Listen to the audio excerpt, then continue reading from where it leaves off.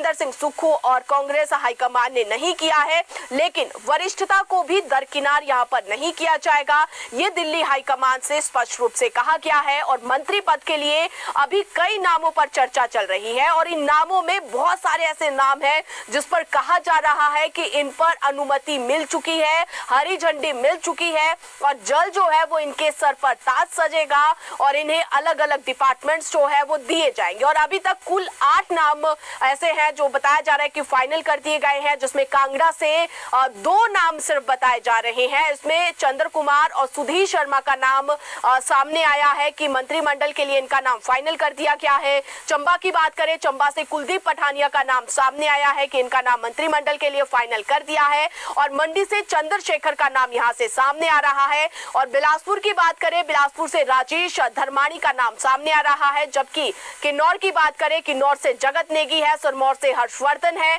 और सोलन की बात करें, सोलन से धनीराम शांडिल और शिमला से विक्रमादित्य सिंह का नाम यहां पर मंत्री पद के लिए सामने आ रहा है। और बड़ी बात, क्योंकि मंत्रिमंडल के गठन से पहले किसे विधानसभा का अध्यक्ष उपाध्यक्ष बनाया जाए, ये कांग्रेस सरकार के लिए एक बड़ी चुनौती बनी हुई है, क्योंकि यहाँ पर अध्यक्ष और उपाध्यक्ष बनने के लिए कांग्रेस का कोई भी विधायक तैयार नहीं है। और ऐसे में यहाँ पर कांग्रेस के सामने मुश्किल खड़ी हो चुकी है कि आखिर अब ऐसे क्या किया जाए, क्योंकि एक ऐसा भी विधायकों का, कांग्रेस के विधायकों का गढ़ है, या फिर हम कहें कि ऐसे भी कई विधायक हैं जो कि वरिष्ठता के आधार पर कई सालों से जीतकर भी आ रहे हैं। कांग्रेस में भी एक उनका रुतबा है, लेकिन वो अध्यक्ष और उपाध्यक्ष बनने के लिए बिल्कुल तैयार नहीं है। और ऐसे में इस समय मंत्री बनने की जो दौड़ यहाँ पर कांग्रेस में लगी है, उसमें सुखविंदर सिंह सुक्खू के सामने कई बड़ी चुनौतियां लगातार की जा रही है विधायकों द्वारा कि उन्हें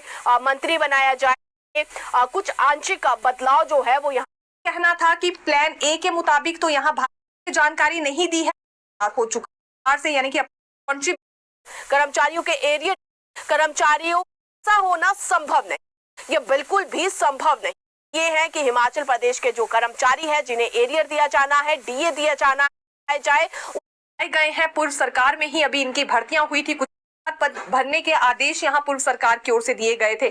50% पद भर लिए गए हैं, लेकिन ये जो पद भरे गए हैं इनकी नौकरियों पर खतरा इसलिए मंडरा रहा है क्योंकि पूर्व सरकार की ओर से ये पद जिस प्रकार से भरे गए थे, कुछ एक नियम इसके लिए यहाँ पर तैयार हुए थे और कोर्ट में भी ये मसला गया था ऐसे ही नियमों की वजह से। तो अब यहाँ सुक्खू सरकार की ओर से निर्देश ये जारी हुए हैं कि एक बार फिर इन भर्तियों को लेकर जांच होगी, क्योंकि कांग्रेस की सरकार को शिकायत ये मिली है कि पूर्व सरकार ने अपने चहेतों को इस भर्ती में शामिल किया है, यानी कि इन पदों पर जिन्हें नौकरी प्रदान की गई है वो पूर्व सरकार के चहेते थे।